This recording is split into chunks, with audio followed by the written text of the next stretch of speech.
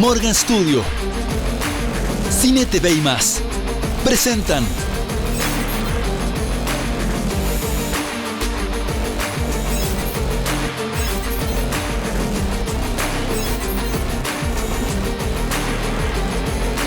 Cinéfilos en Cuarentena. Hola amigos, estamos comenzando un quinto capítulo de Cinéfilos en Cuarentena y hoy tenemos un programa dedicado a la música.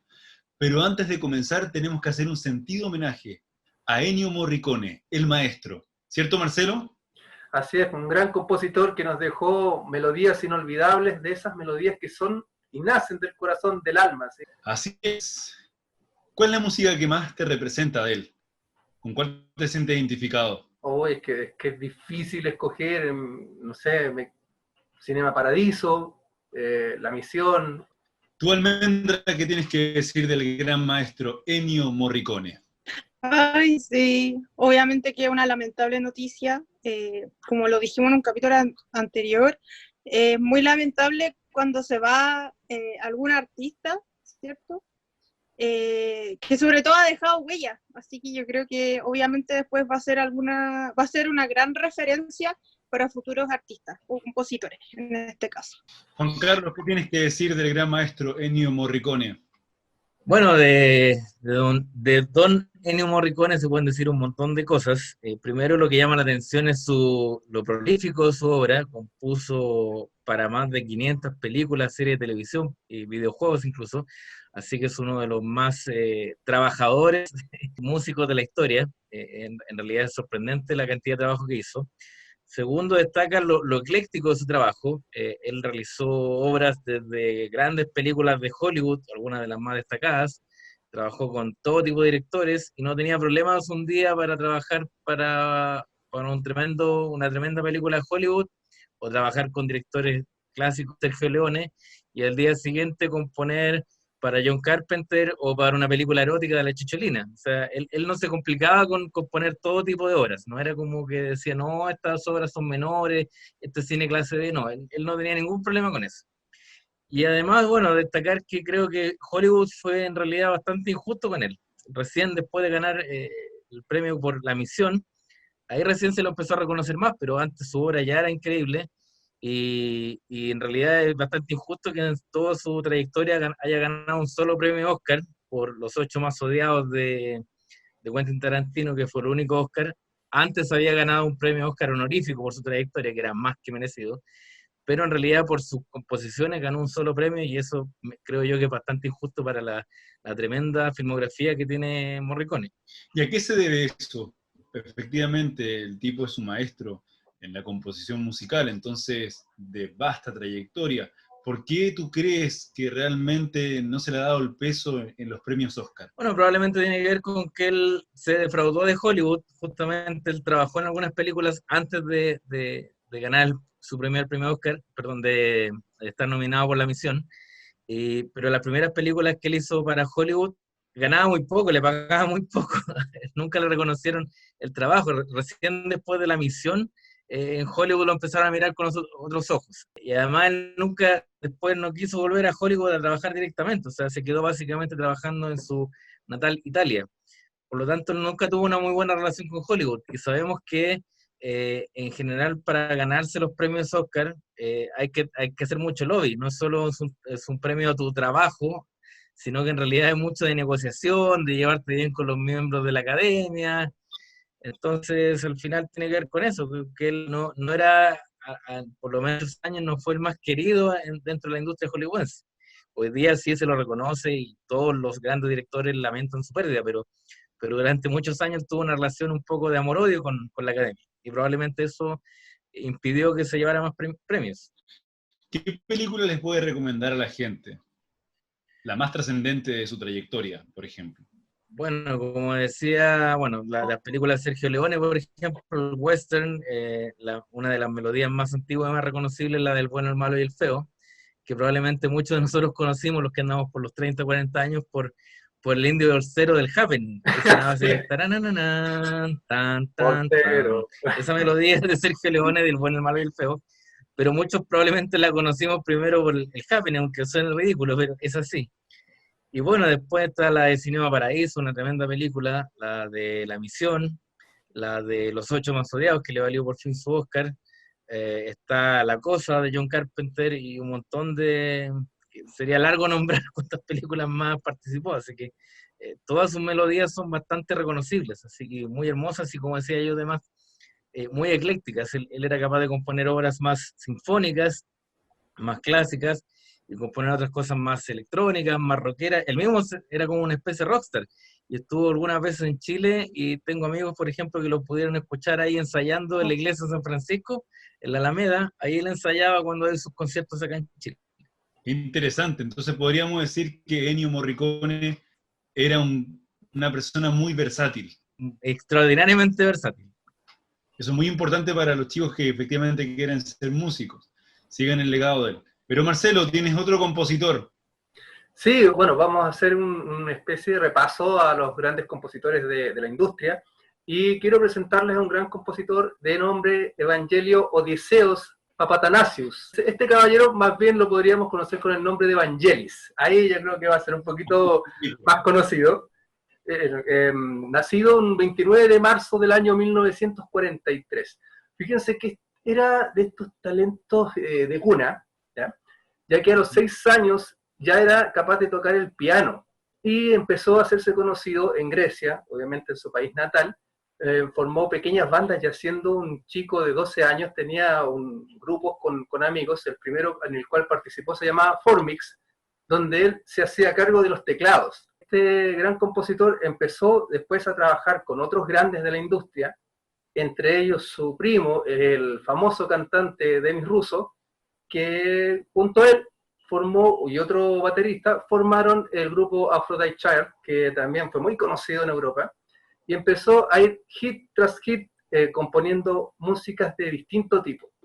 Era muy fan del jazz, del blues, de la música negra, pero empezó a fusionar elementos de otras corrientes, y empezó a crear también estilos de rock progresivo. Con rock también le gustaba bastante, y empezó a crear esta música como entre galáctica, ecléctica, oscura, mística. Es un montón de composiciones propias, y también esto lo combinaba con sus dotes de pintor. Le gustaba mucho la pintura, y en Europa fue un pintor, o es un pintor bastante reconocido. Su carrera en el cine comienza con una comedia que se llamaba Las 5.000 Mentiras, en Grecia también, y hace su primera composición de bandas sonoras para cine. Lo llaman de Francia, y empezó a hacer esta especie de circuito en la región europea, haciendo varias películas, documentales, siempre con sus bandas sonoras aportando. Su paso a Hollywood fue, digamos, relativamente largo, porque recién en los 70 saca un álbum que se llama See You Later. Llega también a oídos de un gran director estadounidense de nombre Ridley Scott, el cual queda pero fascinado con esto. Y lo llama, y hacen como una especie de trato, pero no llegan a puerto.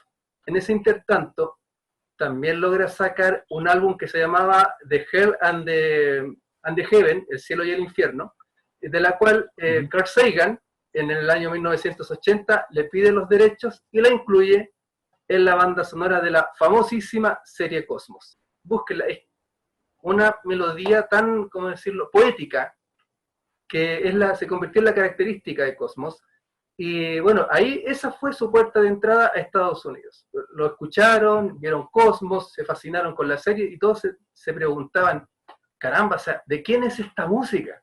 Y no, de este caballero que le va muy bien en Europa. Perfecto, venga para acá. Y ahí nuevamente Ridley Scott retoma conversaciones con Vangelis, y le encarga la banda sonora de la película Blade Runner. Pero parece que nuestro amigo Vangelis era un poquito artista, relajado, y no cumplió con los plazos. ¿Y qué ocurrió? No llegó con la banda sonora para Blade Runner, y Ridley Scott le encargó que la terminara a otro tremendo compositor como Charlie Bernstein. Charlie Bernstein hizo la banda sonora al final él, pero igual Ridley Scott tomó algunos de los temas que compuso Vangelis y los incluyó en la banda sonora, que el tema central de Vangelis aparece como el clásico que todos conocemos de de Blade Runner. Se hizo cargo de otra película famosísima, cuya banda sonora ganó el Oscar en 1982, que es Carros de Fuego. Y adivinen con quién tuvo que competir y a quién le ganó en esa oportunidad a Vangelis. ¿Alguien conoce el dato? Ennio Juan Morricone. Carlos lo sabe, Juan Carlos lo sabe. ¿A John Williams? A John No sé, Williams. la verdad. Justamente, al imbatible John Williams, que presentó para ganar la estatuilla la banda sonora de Indiana Jones y los Cazadores del Arca Perdida. O sea, a esa película le ganó Vangelis con la banda sonora de Carros de Fuego en el año 1982. Ambas melodías son, tanto la de Vangelis como la de Williams, son icónicas e inolvidables. O sea, uno las escucha en cualquier momento, cualquier persona que ame el cine o que tenga mínimo conocimiento del cine, escucha dos acordes de cualquiera de esas canciones y ya sabe al tiro de qué película son. Exacto, o sea, quedan marcadas a fuego en el inconsciente de los fanáticos del cine. Lo que mencionábamos del Arca Perdida, me acuerdo siempre que hay de estas típicas versiones truchas que hacen de las películas, la turca, la versión turca de Indiana Jones, que durante toda la película suena la banda sonora de Indiana Jones, pero todos los instantes de la película tienen tan, taran, tan, pero toda la película. Es increíble, es muy chistosa la versión turca. Y bueno, y en 1994, celebrando los 500 años del descubrimiento de América, que es la conquista del paraíso, donde tenemos a Gerald Depardieu bajando a tierra firme con esa majestuosa, imponente banda sonora que ya que no podemos colocar la derecha. No, pero no sale tan mal como nosotros, obviamente, pero no, claro. Pero no podemos negar que esa melodía uno la escucha y te inspira grandeza, te inspira ánimo, vamos, se puede. Siempre se coloca como en momentos donde hay que demostrar el espíritu humano, la fortaleza. Es una banda sonora que realmente, ¿cómo decirlo?, te hincha el corazón cuando uno la escucha. Es una cosa impresionante. Sí, esa canción junto con la de Carros de Fuego es muy utilizada en eventos deportivos, en Olimpiadas, todo ese tipo de eventos siempre se usan mucho porque efectivamente te marcan eso, como son músicas que te suenan a triunfo, al espíritu humano, a la grandeza. Sí, efectivamente. Otra cosa para seguir dando lo que están hablando, es muy representativo como una marca. Por eso que es una marca registrada, la música en el tema de la película, por ejemplo. Uno sí, ya queda como identificable.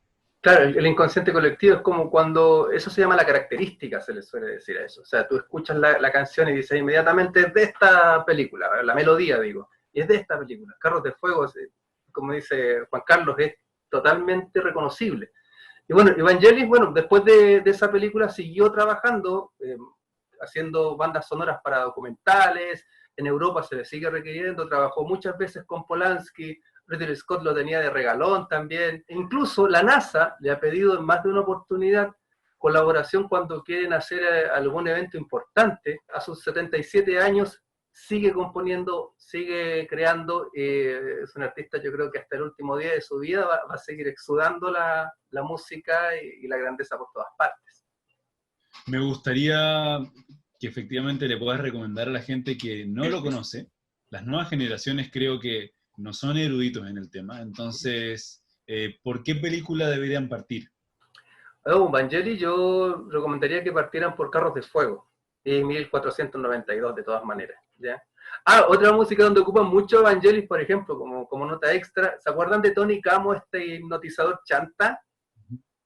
Ya, bueno, sí, claro.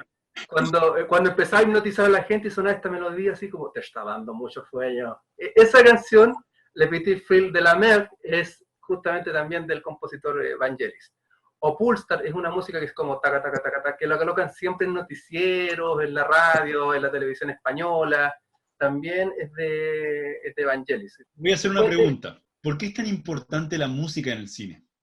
Wow, pero es que imagínate ver una película sin música. La música en el cine marca los momentos, marca los personajes, marca la intención que tú quieres darle a una escena X, por ejemplo. Siempre te vas a dar cuenta que en las bandas sonoras, cuando compras el disco y salen los tracks, dice, no sé, por ejemplo, en el caso de Star Wars, dice Luke Team, Leia's Team, ¿te fijas? Y es como el tema de cada personaje, el tema de cada instante, el tema de cada momento, la muerte de no sé quién, ¡pum! Y sale este... A lo que yo iba, por ejemplo, en una escena característica, por ejemplo, de una película de terror, ¿ya? Se pone una música clásica, y eso que es lo que genera un contraste. Exacto. Mientras efectivamente la película de terror más te genera pánico, miedo, susto, valga la redundancia, más incertidumbre te da la música. Entonces, por lo menos, una cosa característica de todo esto es la película La Naranja Mecánica. ¿Te has dado cuenta que al tipo cuando le ponen toda la indumentaria y esto, le hacen los ojos, le hacen abrir, como que vea, todo el sistema, principalmente es como la música clásica, cómo marca el tiempo de las escenas de la película. Entonces a eso iba la pregunta más que nada. Claro, sí, no por eso, porque la música es como, suponte, si una película es una mesa, la música es una de las 4 patas de la mesa. O sea, definitivamente no puedes concebir una película sin la música. O sea, incluso en el tiempo del cine mudo, ¿qué hacían? Le ponían música a las películas. No había palabras, no había diálogo, claro. Sin embargo, había música. Y era, como no había todavía tecnología sonora, ¿qué hacían? Sentaban un tipo con un piano tocando mientras se proyectaba la película. Pero le daban intención por la música siempre. Almendra. Sí, yo hoy día les quiero hablar de alguien que creo que fue demasiado ingenioso en sus tiempos y que también siento que ha hecho de todo un poco en el cine. Yo les voy a hablar hoy día de John Carpenter, el mismísimo director de Halloween de 1978. Y bueno, voy a hablar un poco cómo llegó él a ser compositor, ¿cierto? Director, guionista, productor, pero compositor, ¿y por qué? Bueno, Carpenter en algunos de sus films no tenía bastante presupuesto, así que tuvo que él mismo componer la música de sus películas. Entonces, partamos por ejemplo con una de sus primeras películas, y donde él también fue una de las primeras veces que compuso, que fue Dark Star, de 1974, y Carpenter en lo que solía hacer, o lo que suele hacer aún, es usar el mismo leitmotiv, o sea que usar una parte, una estructura, y que se repita varias veces, ¿ya? Entonces partió con esa, y siempre ocupa como base la música electrónica, ¿ya? Entonces ocupa siempre la música electrónica y de forma repetitiva el mismo leitmotiv, perdón. Después pasamos, yo creo que a uno de los grandes clásicos y una de las grandes películas que se conoce de John Carpenter, y podría ser la misma Halloween de 1978. Aquí ocurre lo mismo, el mismo leitmotiv, pero en esta película ocupó, eso sí, sintetizadores. Entonces, la película, o sea, la canción es no me sale tan bien a mí, pero es una canción que quedó acá en el subconsciente de todas las personas que vieron esa película, y cada vez que se escucha esa parte, tú recuerdas a Halloween, que es algo muy importante, yo creo que también de la música, es que logre llegar al público y que también deje algo en ellos. En este caso, en el terror, puede ser que lamentablemente en varias de las películas de terror, bueno, no voy a generalizar, hay películas donde la música no te llega tanto o no cumple, que lo ideal es que tú al escuchar esa canción te acuerdes inmediatamente de la película, ¿cierto? Bueno, en este caso Carpenter lo pudo lograr con Halloween de 1978, y también lo logró hacer con la película The Fog, que se conoce como La Niebla, traducida, de 1979.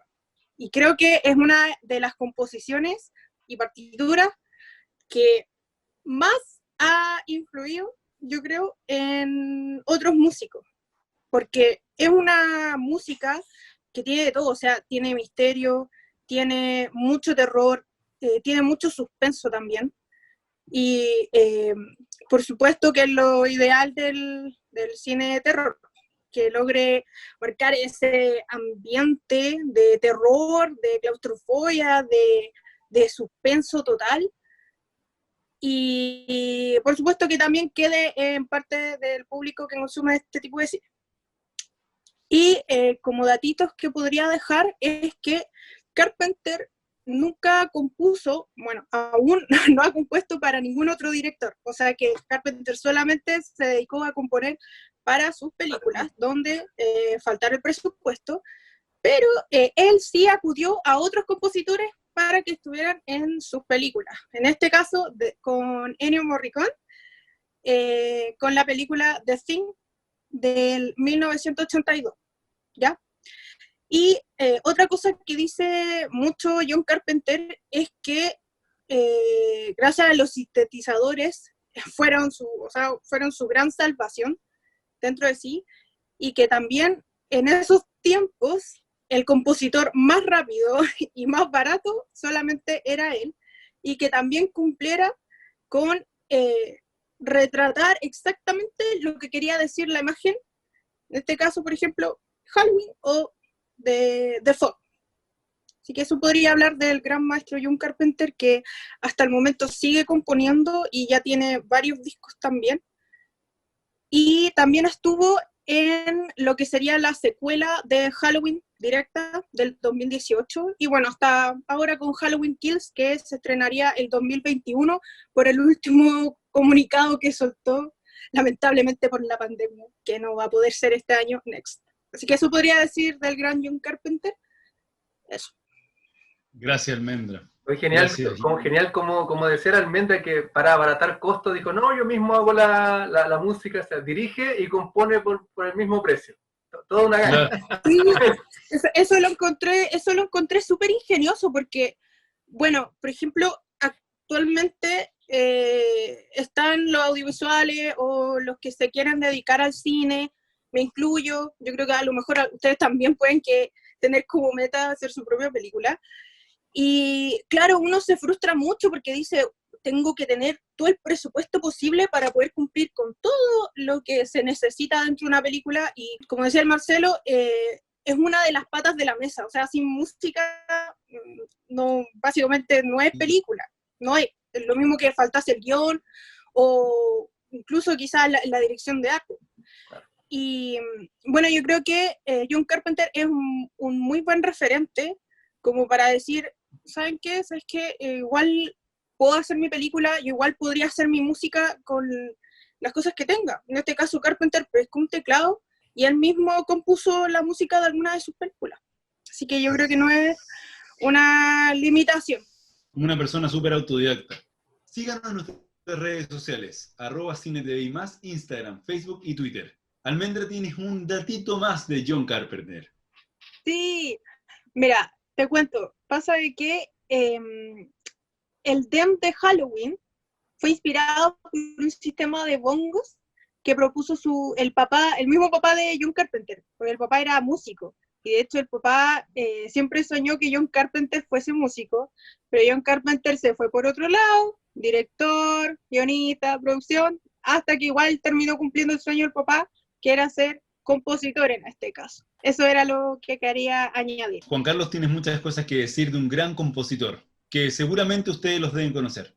Sí, la verdad, Max, es que me tocó muy fácil, porque en realidad me toca hablar de el que es probablemente por lejos el compositor más conocido de la industria del cine, de la historia del cine en sus 120 años de historia. Me refiero al gran John Williams, que hoy día tiene 88 años ya, está bien viejito, esperemos que nos dure por lo menos unos 10 años más, pero que sigue trabajando y sigue siendo tan prolífico. John Williams ha compuesto las bandas sonoras más reconocibles, como les decía antes, incluyendo la banda sonora de La Guerra de Galaxias, o Star Wars, como se llama en inglés, la banda sonora de Jurassic Park, de E.T., de La Lista de Schindler, un montón de películas. Especialmente ha trabajado con su gran amigo Steven Spielberg. En particular, a mí la música que más me gusta de John Williams, no sé si es la mejor, pero la que más me gusta en lo personal es la banda sonora de Superman, que en realidad de hecho yo la uso mucho cuando tengo que trabajar e inspirarme. Creo que la banda sonora de Superman me sube la adrenalina, algo que me produce internamente, me hace vibrar y a veces incluso me saca una lágrima, porque verdad es una pieza fantástica. A mí me gusta. Pero todas las obras... A mí me gusta. Sí, claro, o sea, sí. Efectivamente, todas las obras de John Williams son increíbles. John Towner Williams, que así se llama, este prolífico compositor norteamericano, que ha compuesto más de 100 obras musicales.